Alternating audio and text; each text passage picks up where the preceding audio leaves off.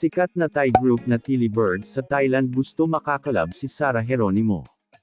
Hello mga ka-popsters, ang aming channel ay nag-a-upload ng mga latest, trending at iba pang updates tungkol kay Sarah Geronimo.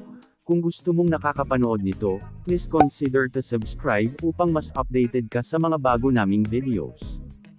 Pambihira talaga ang pinamamalas ng nag-iisang Sarah Geronimo noon hanggang ngayon, kaya naman magpahanggang ngayon ay madami pa ding humahanga at umiidolo kay Sarah Geronimo. Mapabago at lumang artists and even international artists ay matindi ang paghanga sa popstar.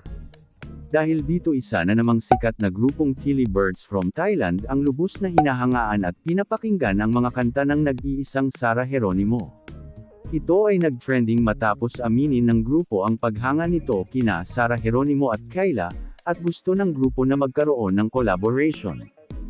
Tilly Birds is an alternative rock band formed in Bangkok, Thailand, by lead vocalist Anuroth Ketleka and guitarist Notdanai Chuchat. Last September 9 ay ginulat tayo ng grupo matapos mag-show sa SM North Sky Dome bilang parte ng kanilang Southeast Asia Tour. Madaming fans at supporters ang dumayo sa Minan concert na ito.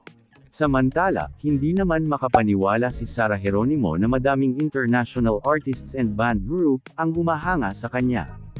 Hindi aniya siya makapaniwala na kilala sila ng mga ito.